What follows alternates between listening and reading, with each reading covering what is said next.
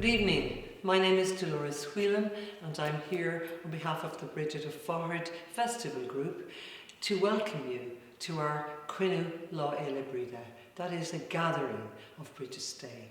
We invite you to come and rest under her mantle of protection as we listen to beautiful music and songs, to poetry and stories, all of which will enrich us in our understanding of Brigid and bring her alive more in our hearts.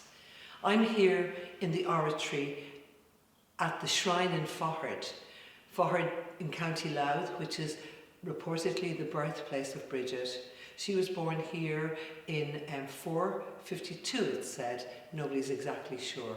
But this place is a place of amazing devotion, an amazing sense of hospitality, welcome and groundedness. These are all the things that Brigid herself embodied when she walked on our earth. So many people come to Faughart just to say a prayer. Many people come to Faughart to feel her presence and to feel her guidance and her love and her protection. So I invite you to listen to this prayer of Brigid. Brigid of the mantle, encompass us. Lady of the lambs, protect us. Keeper of the heart, kindle us. Beneath your mantle gather us and restore us to memory. Mother of our mothers, foremothers strong, guide our hands in yours. Remind us how to kindle your heart, to keep it bright, to preserve the light, your hand upon our hand, to kindle the flame both day and night. And now I light the candle. Okay.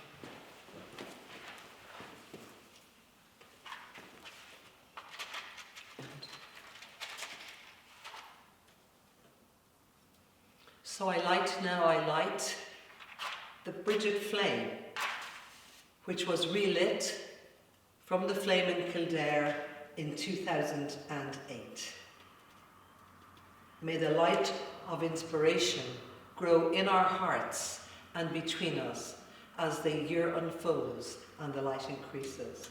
And I wish you a very beautiful evening in the company of many fabulous artists and teachers. Thank you.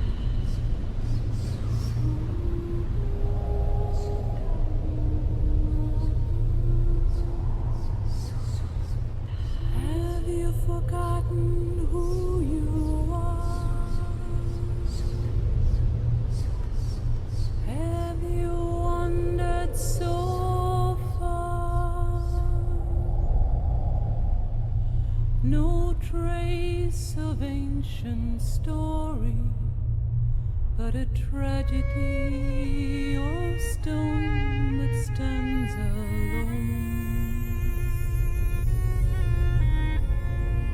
Have you forgotten who you are? Have you wandered so far? No trace of ancient story, but a tragedy of stone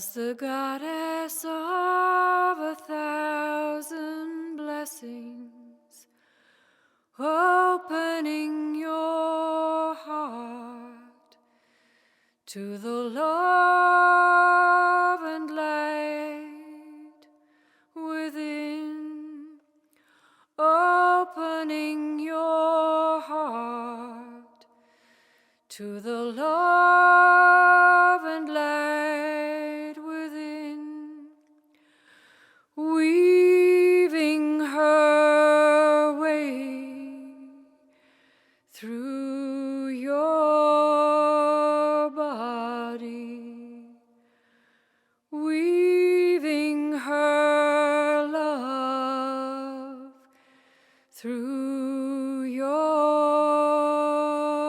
body. As your feet touch the earth, she will adorn you with jewels and rings. She will adorn you with jewels and rings, weaving her way through your body, weaving her love through your body, opening your heart to the love and light within, opening your heart to the love and light within, weaving her way through your body. As the vine rising from the earth, she will awaken the treasures within. She will awaken the treasures within, weaving her way through your body, weaving her love through your body, opening your heart to the love and light within, opening your heart to the love and light within, weaving her way through your body. As she opens up your sight, clearing your vision so that you can clearly see, clearing your vision so that you can clearly see, weaving her way through your body. Good evening from True Chatham and myself, Evelyn. We are delighted here for the Brigidoffaughart festival. We came together 3 years ago. Brigid called us, and this is our chant Solace, which is about the light as we come into Dundalk and that light and Brigid's light.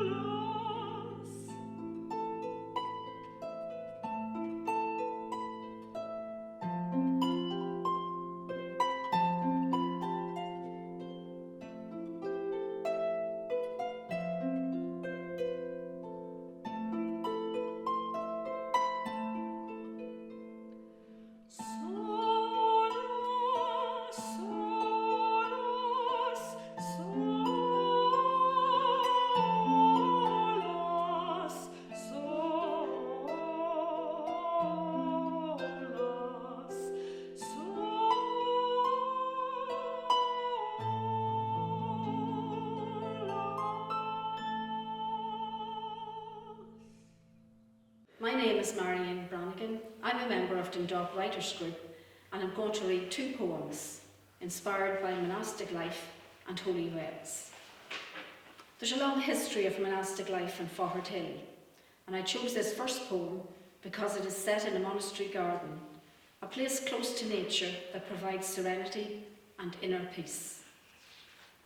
In the monastery garden, the old monk reposes in the stone shrine.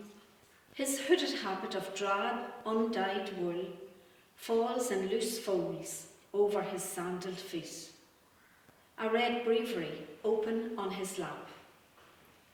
Absorbed in prayer, he is unaware of the red squirrel flick his tail, forage for berries, a beady eye unblinking.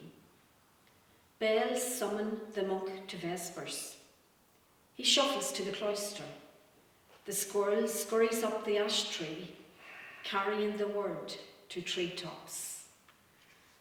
So the second poem is about holy wells, a holy well. Holy wells are sacred sites in Ireland, and this poem speaks of their importance to the local community. It's called Sacred. Sacred. Walk through the gap to the tangled graveyard. Follow the muddy path near church ruins to the stone beehive hut. Steep steps lead down into the darkness. I lean in, scoop ladles of well water to fill your bottle. An ancient holiness lingers in the rags, ribbons and rosaries festooning the laurel. You tie your wooden beads to a low branch, a wordless plea at Stbrigid's well. Thank you. My name is John Noonan. I'm a member of Dundalk Writers. I'm going to read 2 poems, and the first one is based on the journey of the soul. It was the tradition, and I believe still is the tradition in Ireland, to open the window and let the soul out. Maybe it was an afterthought. Maybe he said, open the window and let her soul out.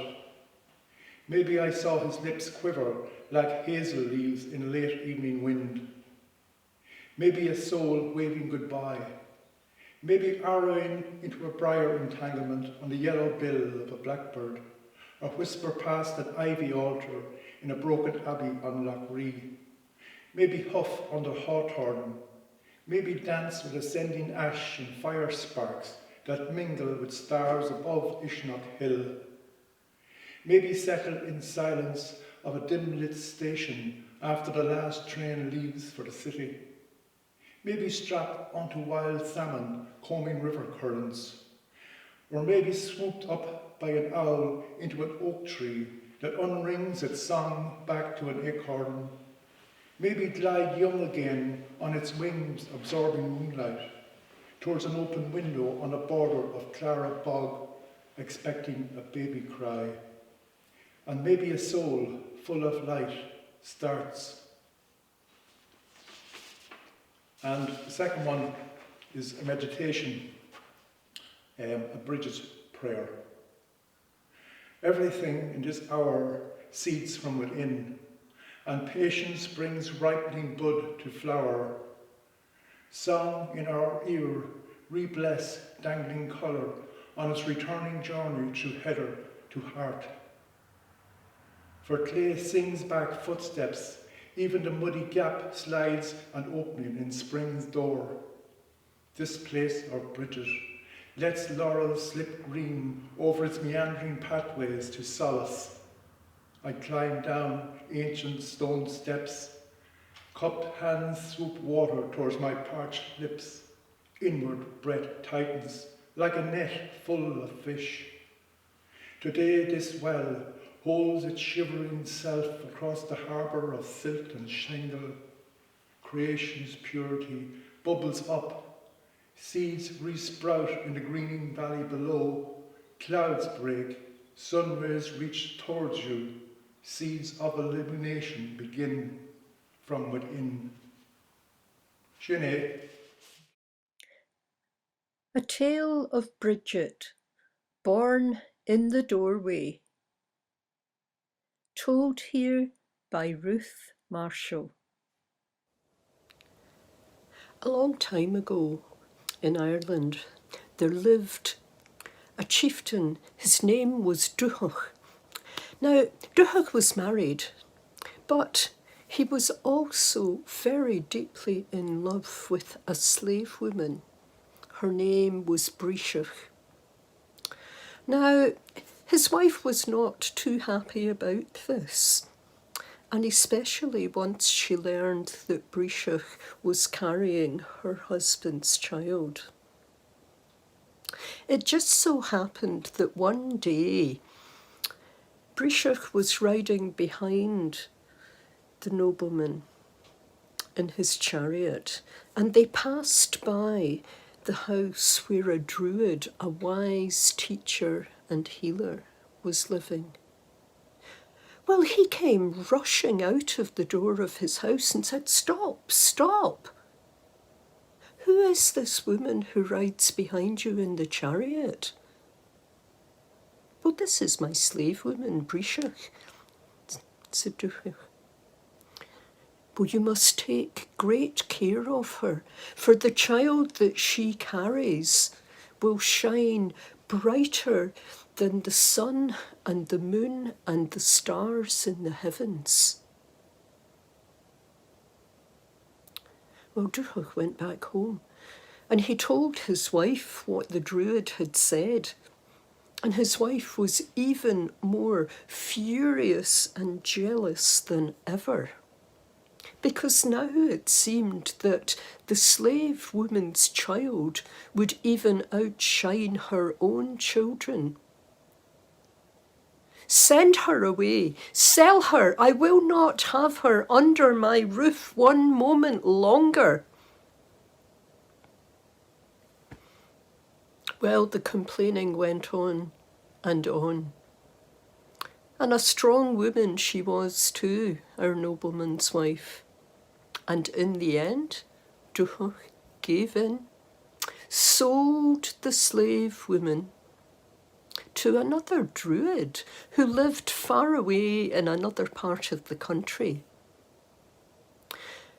But as he saw her leave, he made sure that her new owner knew that it was only the slave woman herself who was sold and was now his property, and that the child that she would give birth to would be born as a free person, and when she came to a certain age would be returned to her father's care. Well, life went on. At her new home, Brigid took on the tasks of a cowherd, and she worked also in the dairy.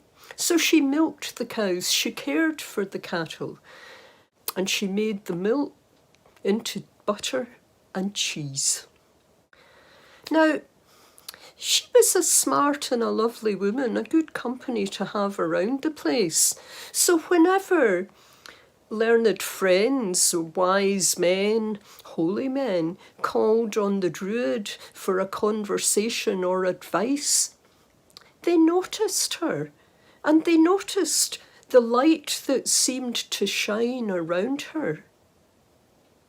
And everyone said again, the child that she will bear will bring something very special to this land. Well, time did move on. And as Brigid's time was drawing close, it just so happened that there was a king and a queen in that part of the country. And the queen was also very close to her time. Her child could be born any day now. But the king and the queen called to the Druid to ask his advice. When would be the most auspicious moment for their child to be born? Well, the Druid took this thought and he stepped outside where he looked up at the stars, smelled the wind, and from the signs of nature, he told them the most fortunate moment for a child to be born is tomorrow morning, at the very moment that the sun rises above the horizon. The child born at that moment, neither inside a building nor outside, that child will bring a great blessing to this land.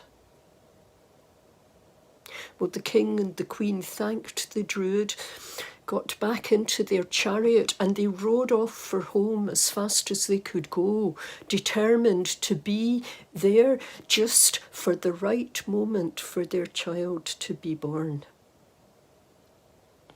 But just around the stroke of midnight, safely inside the walls of their castle, the queen's birth pain began, and their child was born. A little boy who was not going to be the one who would bring the great blessing. But the very next morning, Brigid, the slave woman, had already been out and had milked the cows while it was still dark. And as she was making her way back to the Druid's house with a jug of warm, creamy milk in her hand, a great tremor passed through her, and her birth pangs began. Dropping the jug from her hand, she collapsed in a heap in the doorway, 1 foot inside the house, 1 foot still outside. And just at that moment, a pink glow appeared on the horizon. The sun was just beginning to rise in the east. And right there, in the doorway, her child was born. It was a little girl, and the women who came to help her then, They bathed the child with that warm, creamy milk and put her into her mother's arms. It wasn't too long before Brigid was back to her normal tasks, up early in the morning and out to see to the cattle. And so this one day, away she was over the fields, having left her little one fast asleep in a basket. Well, suddenly a man came running over the brow of the hill. "Fire! Fire! Fire!" he called. "Your house is on fire!" And Brigid went into a panic, as you can imagine. "My child is asleep in there. Oh, please, won't somebody help me?" Well, everybody ran and stood there frozen in terror at the sight of the wall of flame surrounding the cottage. Then one brave man said, "I'll go in there and I'll rescue your child." And he burst in through the door of the cottage. And when he found himself inside, there was no fire to be seen. There was the child sitting up in the basket with a big broad smile on her face, gurgling and cooing happily away to herself. And the only flame to be seen was a tiny little flame right here in the centre of the child's forehead. After that, they gave her the name Brigid, which they said meant a fiery arrow. And that little flame was to be seen on her forehead or surrounding her whole head like a halo, or what we might call an aura today. And everyone said it marked her out for greatness. This child who was born in the doorway to bring a great blessing to this land. So in these very difficult times in our world with conflict and trauma and a lot of despair, I think it's very important to remember that there is something new and beautiful also being born. So this is what this piece really aims to kind of remember. And it's called Birthing a New Story. There is a new story, more beautiful than anything you could ever imagine, and the time has come for it to be heard. She has been telling it to us, speaking in the dark crucible of our bodies for centuries, in a language more beautiful than words, a language woven into the fabric of our beings since the beginning of time. And now it is the time to speak in the flame of her tongue. Now is the time to light the fire of her return. Now is the time to burn. So let us lay our hands upon this holy wounded earth, reclaim the sacred bloody sacrament of birth. Let us grieve for the broken body of our earth, for the pillaged devastation of our despair, for she is crying out in her agony, her legs splayed open wide and all her treasure plundered. Let us cover our naked bodies in the ashes of our dead and weeping kneel upon this blessed earth, sending up a great lament. Oh, oh, oh, oh,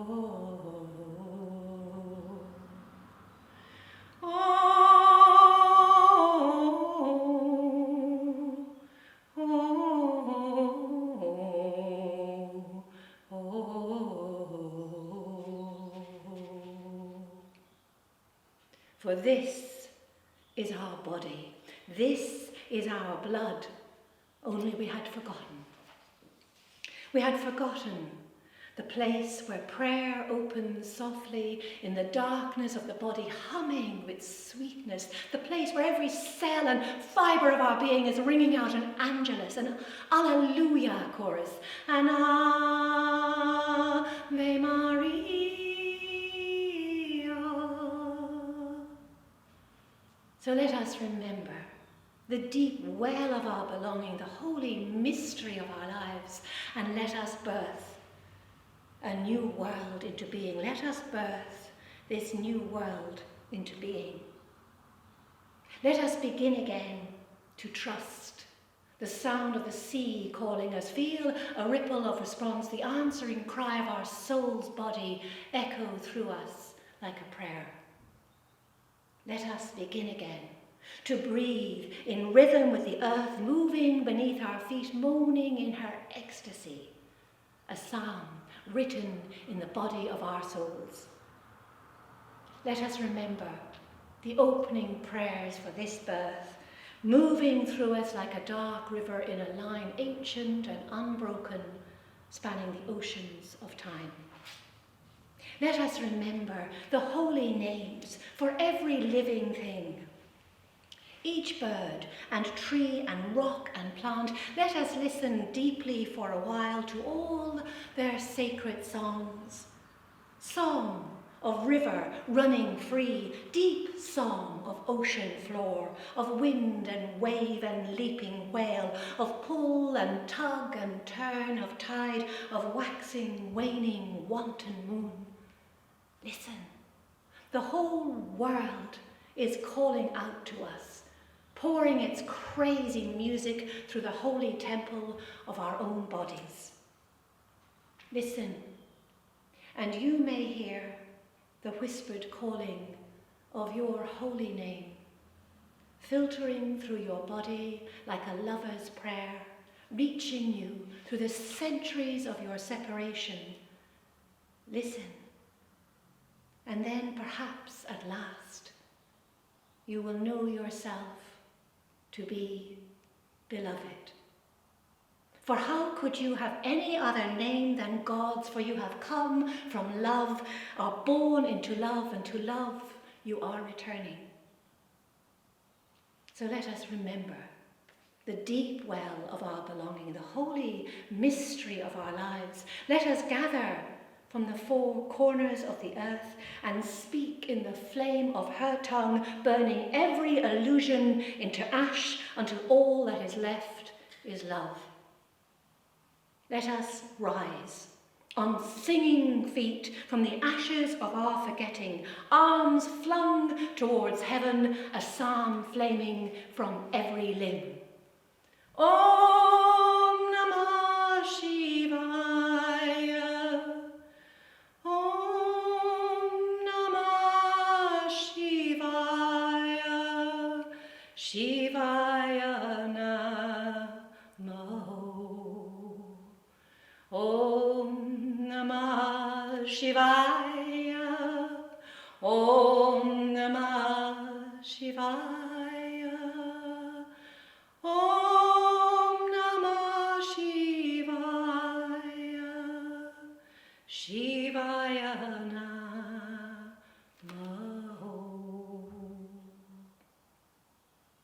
Thank you. Om Namah Shivaya means to merge with the divine. So thank you very much.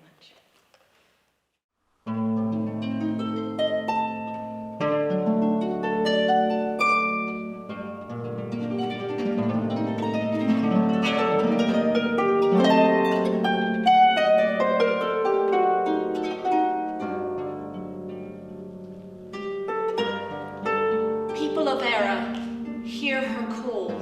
Our mother, the goddess, Saint Brigid. She calls us all to banish the fear. She brings light, and we all should stand together, our hearts alight. Together the fear can go when our hearts shine bright. Man and woman and child of this land, stand together, stand tall, lend each other a hand. The time is here to banish the fear. Lift your hearts with love, raise your voices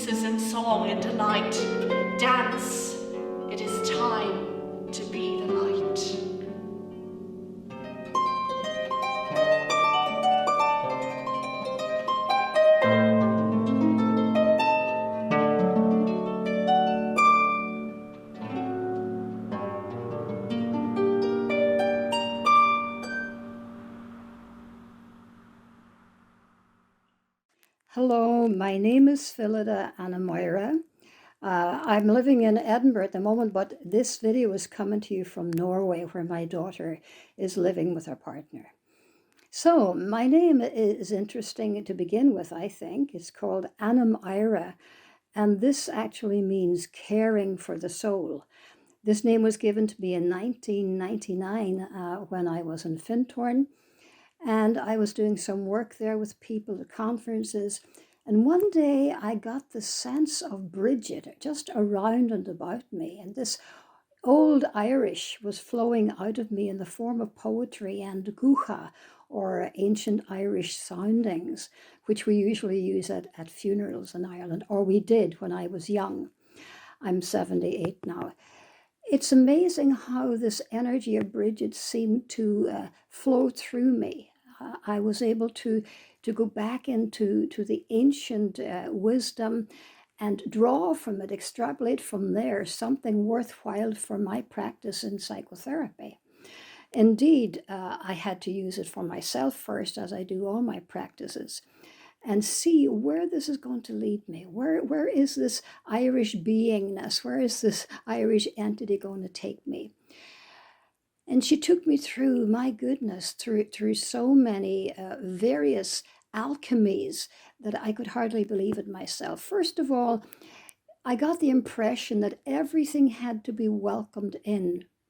You know, as a psychotherapist, we used to help people to deal with their fears, to get rid of their anger, to get rid of, as if you could get rid of rage.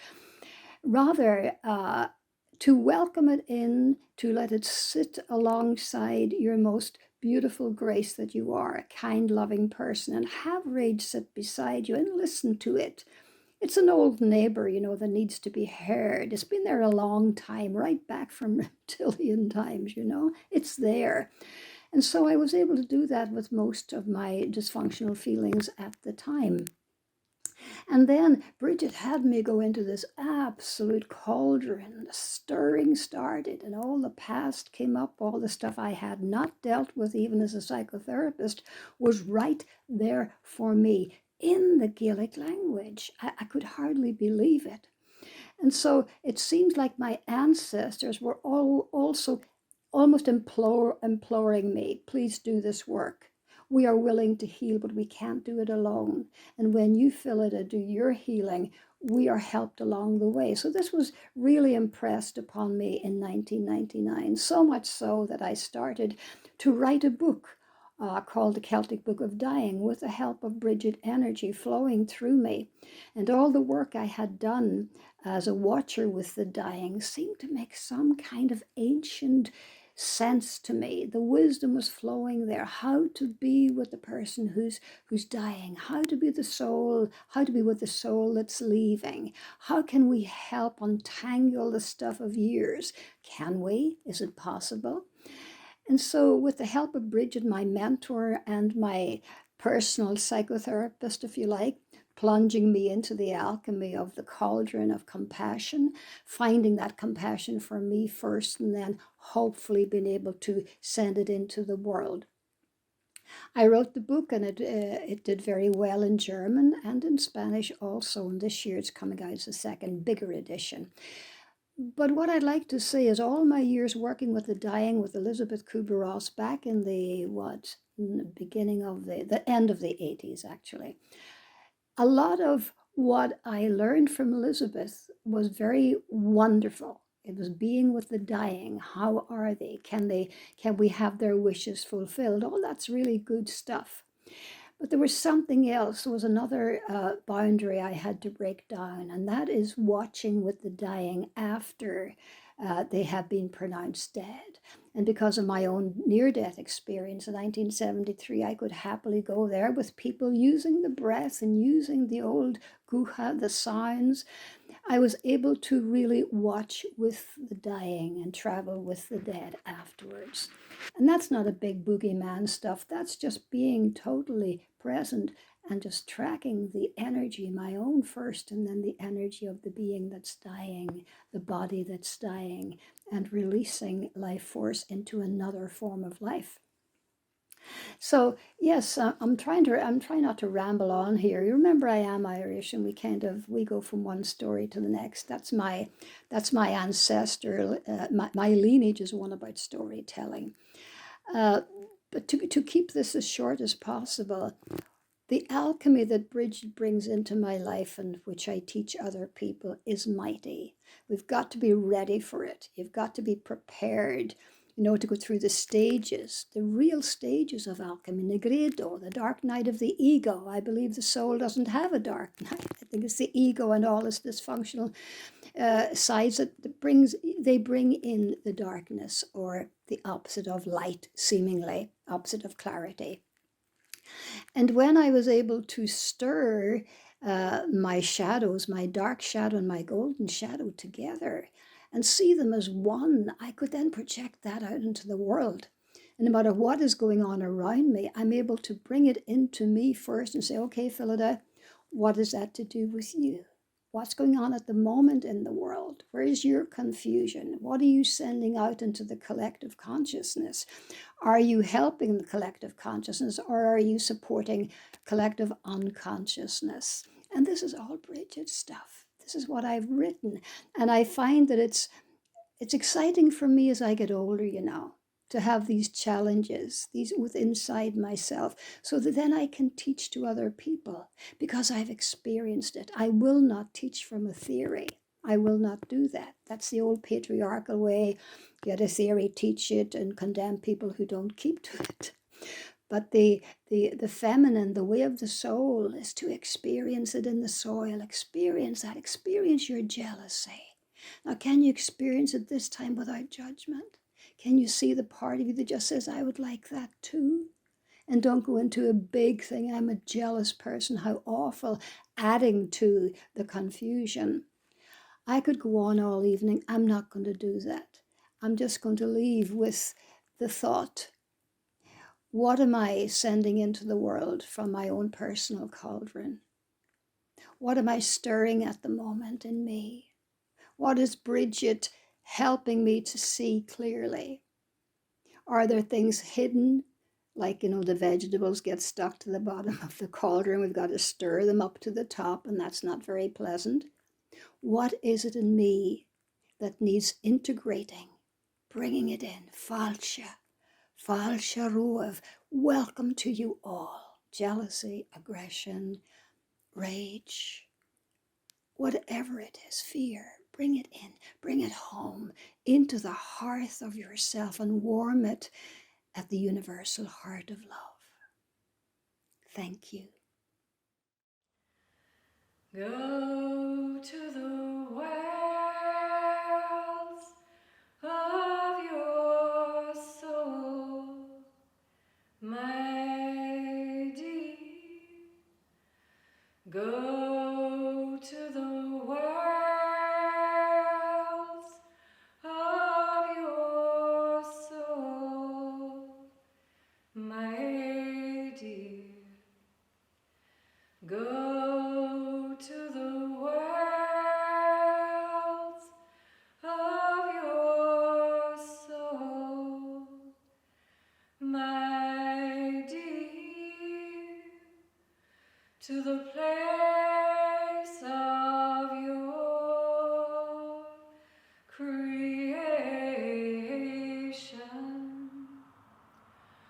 Warm your feet by the fire, my dear.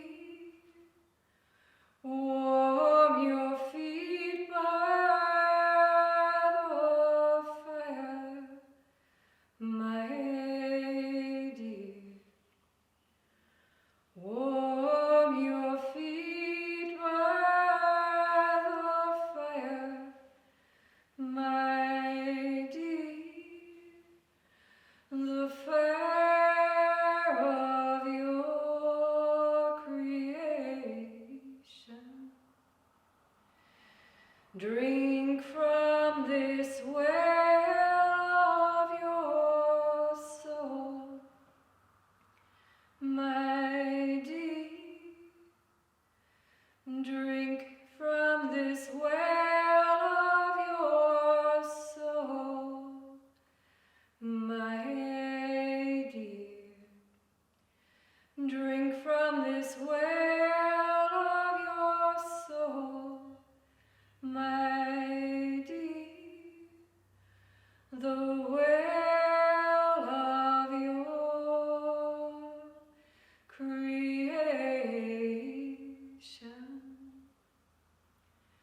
Go to the wells of your soul, my dear. Go to the wells of your soul, my dear. Go to the wells of your soul, my dear, to the place of your creation.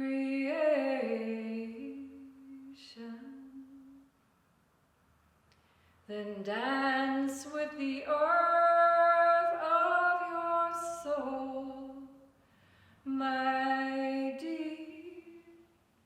Dance with this earth of your soul, my dear.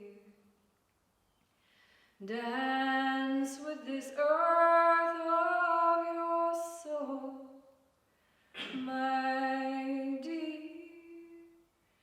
the earth of your creation.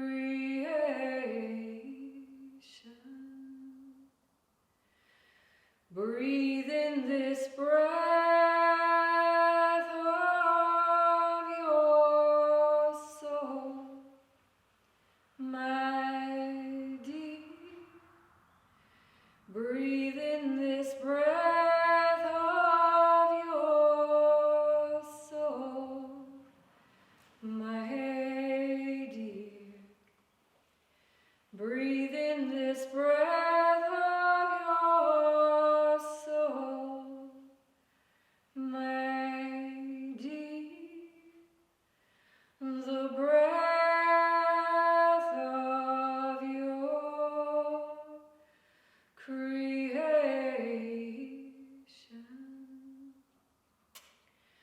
Go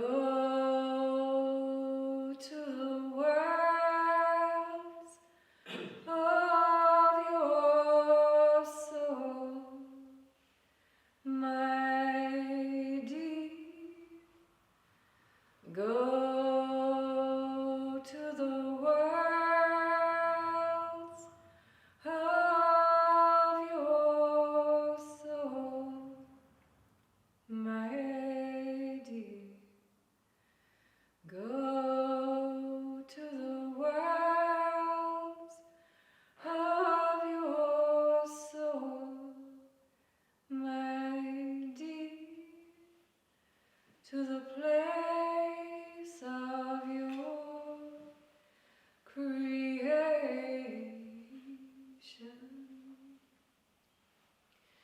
Namaste, Lagro. Namaste, with love. Tonight, I would like to invite you into a conversation between yourself and Brigid, and hear her calling you home to yourself, calling you home to her energy, calling you home to this country, and calling you home to all that you have the potential to be. Brigid lived 1500 years ago in a time that was filled with challenges, just like ours is. And in that time of challenge, she lived a remarkable life. She was a very special person. She was born on the threshold of the door of her parents' house, with 1 foot inside and 1 foot outside of the house. So she is seen as a threshold person, a person who's able to straddle in 2 different places. And maybe that is why there is such an incredible awakening of awareness of Brigid, an awakening of the energy of Brigid, and an awakening of desire in people to actually connect with that Brigid energy. What is so important to understand is that Brigid, when she was on earth 1500 years ago, embodied certain qualities. We often call them archetypal energies. And her archetypal energies were those of the feminine, of the generosity of the feminine. And I'm not talking about men and women, I'm talking about an energy. So she encouraged us to live in a place of generosity, to live from our heart as well as from our head, to bring those two aspects of self together. Whereas in our world, we're so encouraged to live simply from our head and mostly from our left brain. Brigid was a woman of great courage and of great insight and foresight.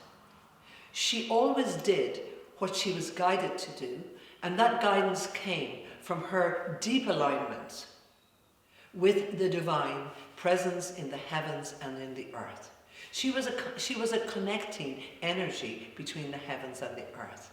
And she, in the 5th century, she was a hugely important figure in the development of what became known as the Celtic Christian tradition.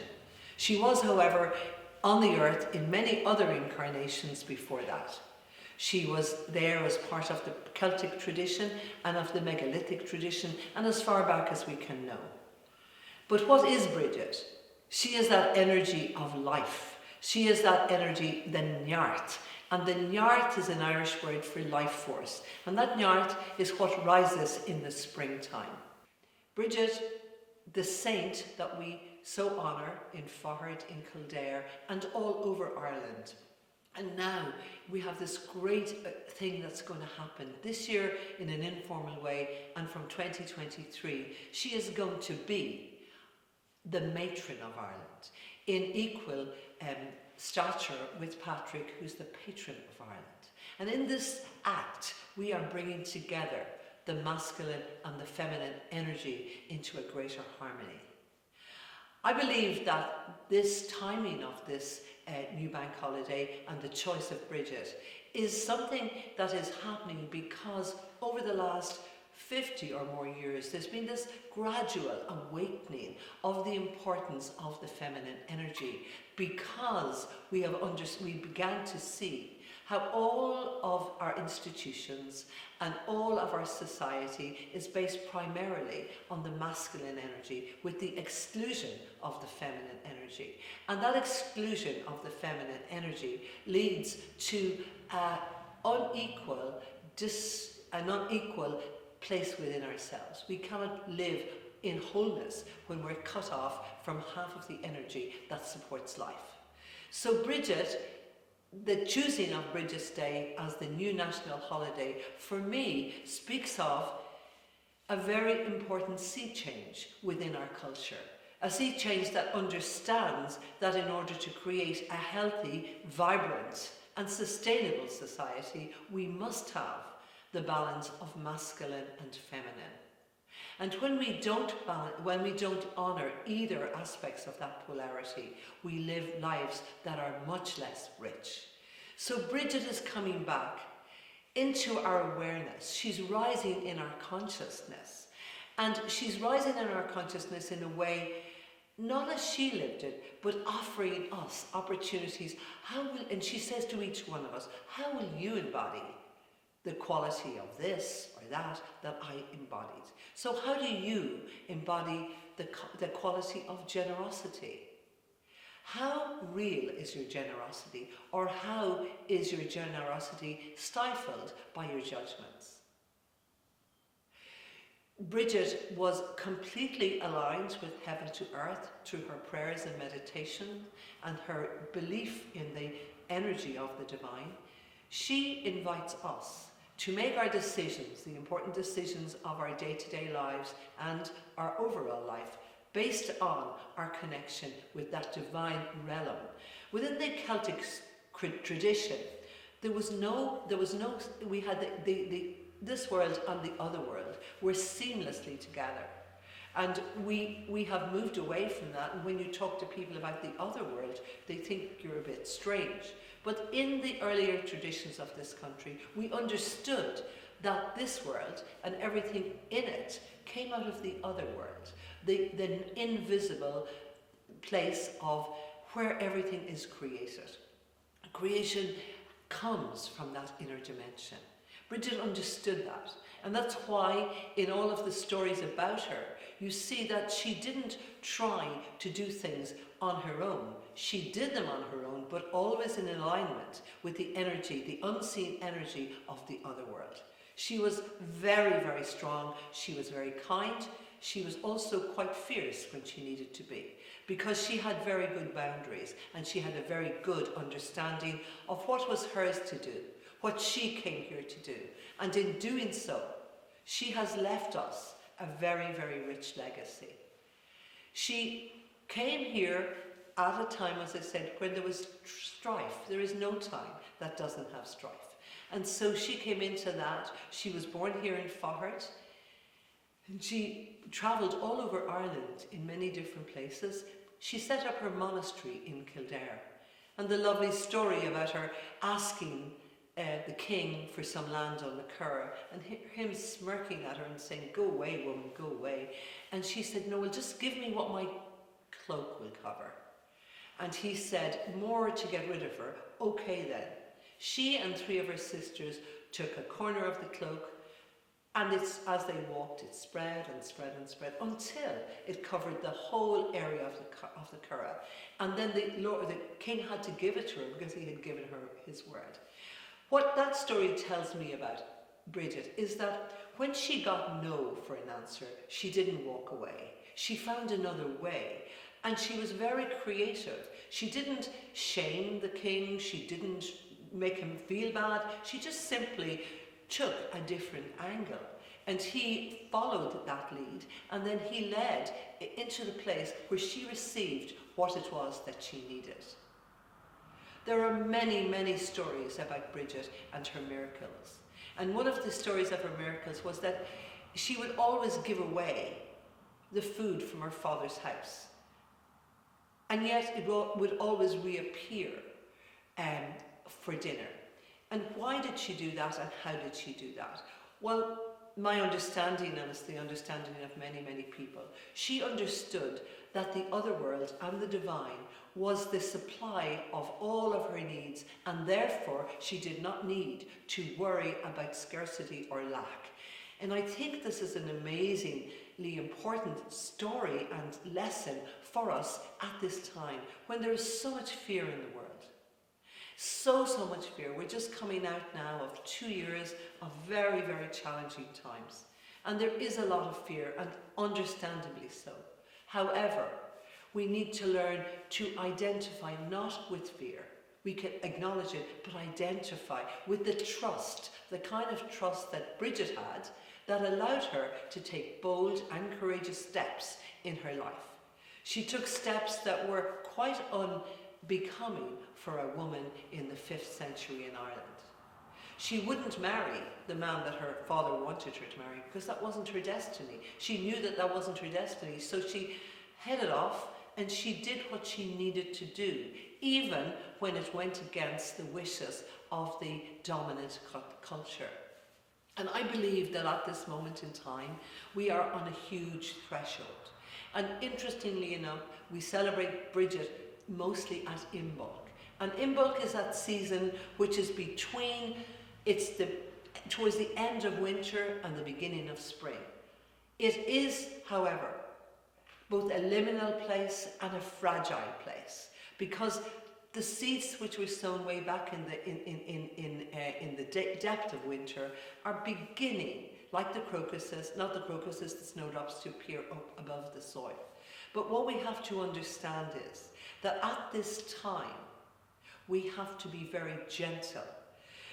Imbolc is a fragile time, and so we must be aware of that fragility and not try to go too fast. So we go taking small steps towards our destiny and our dreams, whatever they are. And if they're aligned with the divine intention for our lives, then we will manifest those dreams. We don't know how, and we don't know when. I think one of the great experiences of my own life has been that when I gave up my job, my pensionable permanent job in 1984, I didn't quite know where I was going, and I never did. But step by step by step, I was shown how to go and where to go.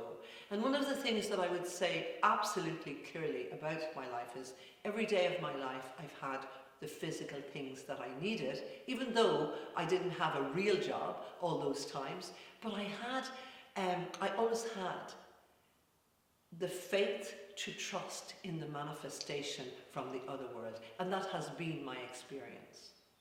Brigid is the energy that we need to cultivate, and we need to cultivate it within ourselves.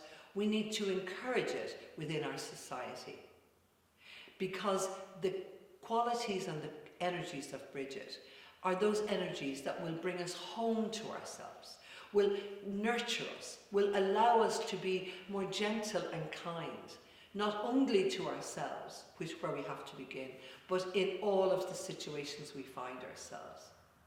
Our society is on a knife edge. The planet is on a knife edge. That is good news or bad news, depending on how you look at it. The word crisis has two meanings in Chinese: danger and opportunity.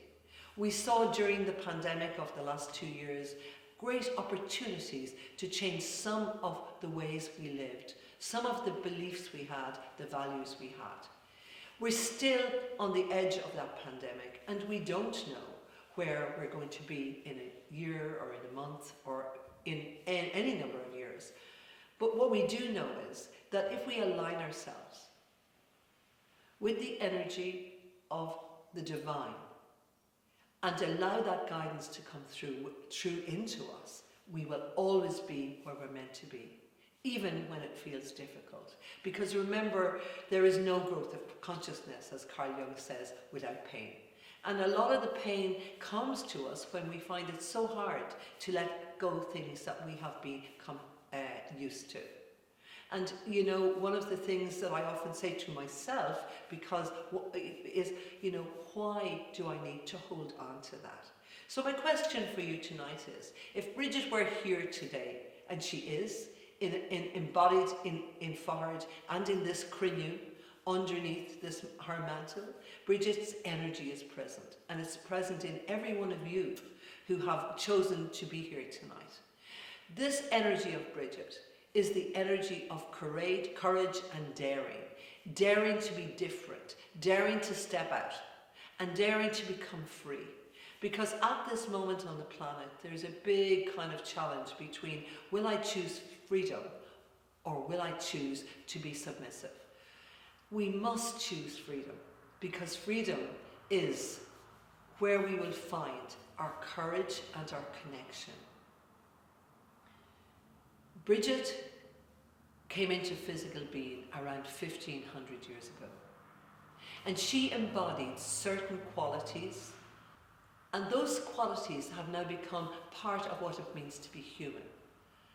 However, we have to do what she did. She opened up those qualities and she used them and brought them into being by using them.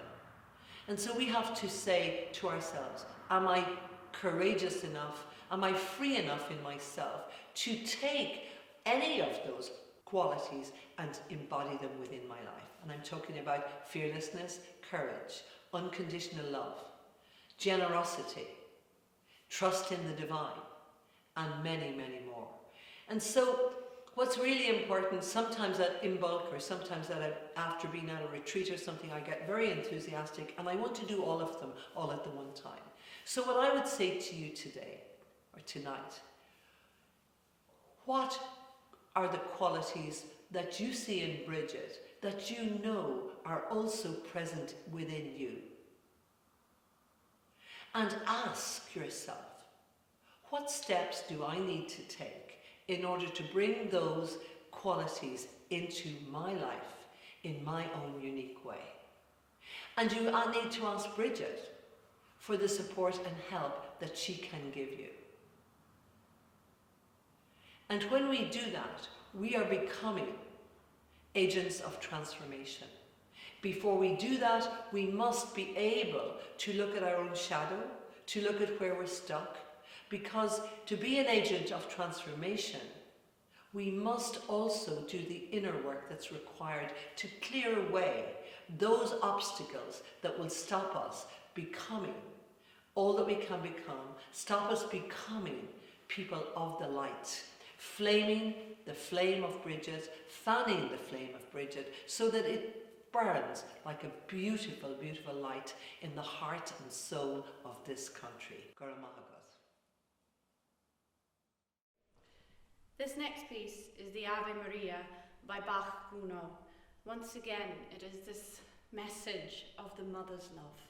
Because let's face it, the mother's love can heal all. Maria.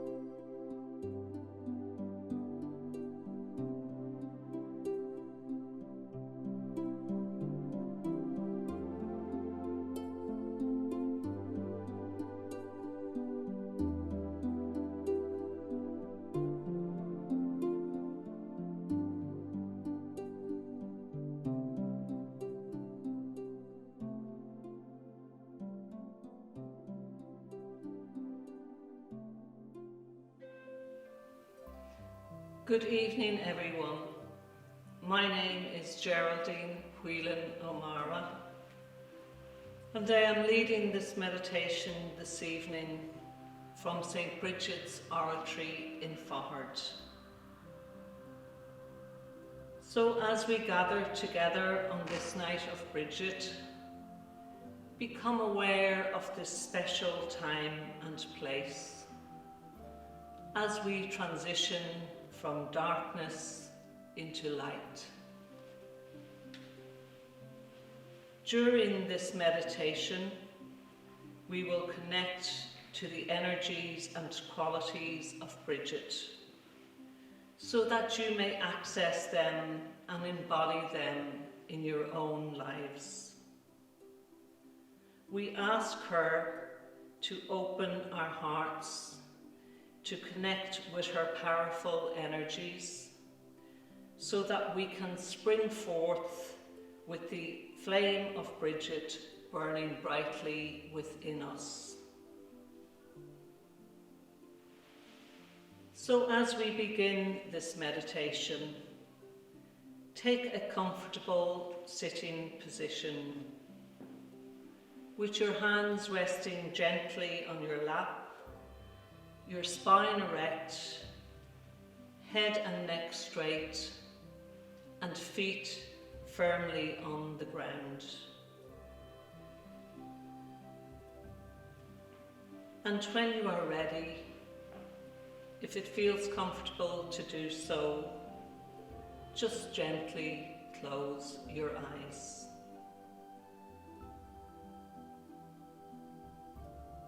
And bring your attention to your breath.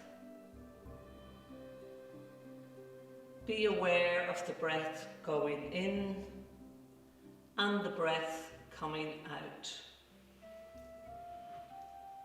Stay with this for just a few moments, just breathing in and out, focusing on your breath.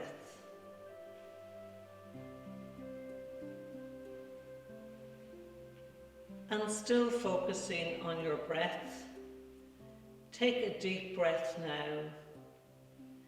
Breathing in, be aware of the energy of Brigid all around you. And as you breathe out, let your breath go right down through your legs, into your feet, and deep into the earth. Now visualize roots growing from the bottom of your feet, reaching deep down into the earth, connecting you to the land. These roots are pulling you downwards, out of your head, down into your body, and deep into the earth beneath you. Now take another deep breath in. And as you breathe out, imagine all the stress and tension in your body, thoughts or any preoccupations being released, so that you can become fully present and grounded in this space. And feel the peace and stillness all around you as you take this inward journey.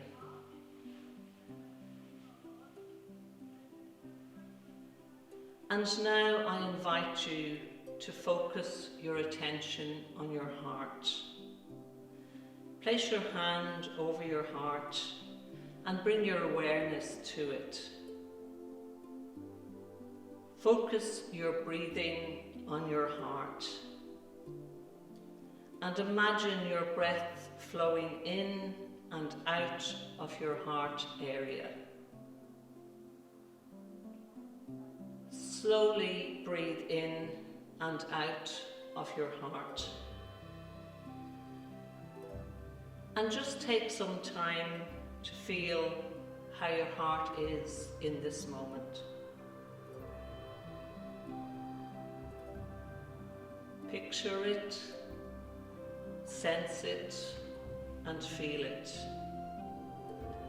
as you breathe easily in and out from the center of your heart. As your breathing slows down, just feel the peace and stillness growing in your heart space.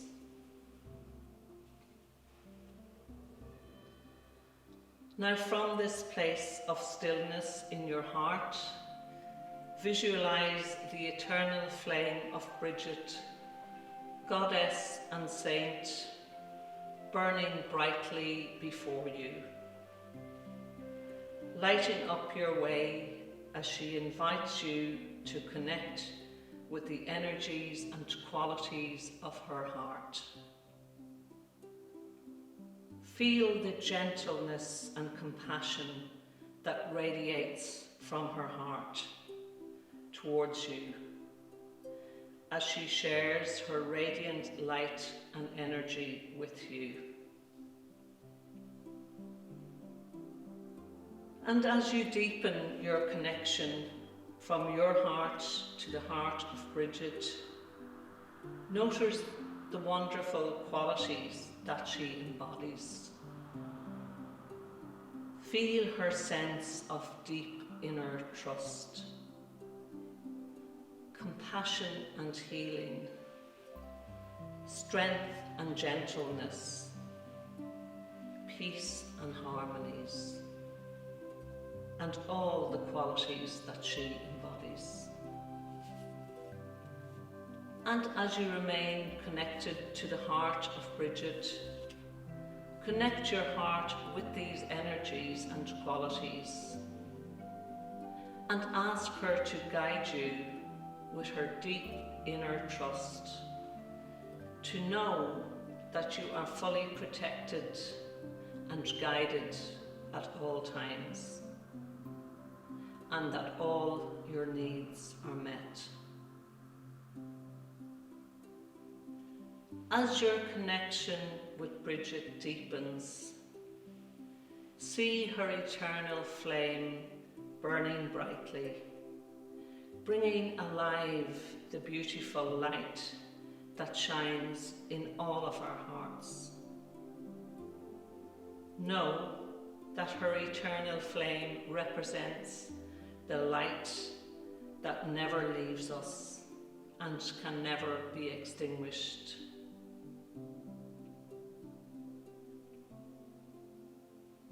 Now, sitting in your heart space, as Brigid shares her energy and wonderful qualities with you,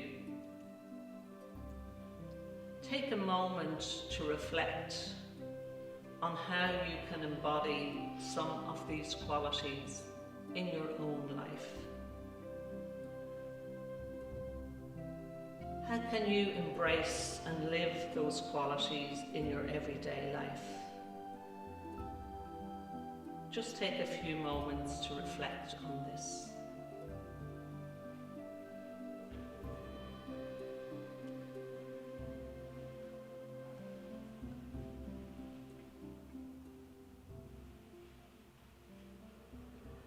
Whatever has emerged for you, know that when you connect with the eternal flame of Brigid in your heart, this flame will always light your way, and you will never be alone on this journey.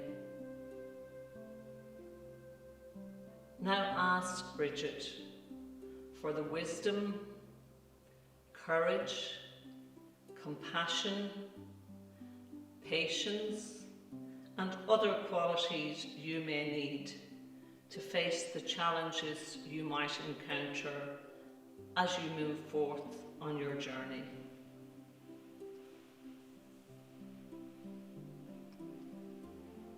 And now, as we come to the end of this meditation, give thanks for all the healing and growth that has taken place in you during the season of Samhain.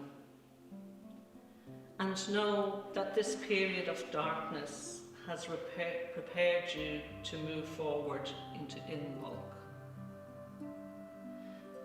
So, with the energies and qualities of Brigid awakened in your heart and the mantle of Brigid around you, move forth into the new beginnings in your life.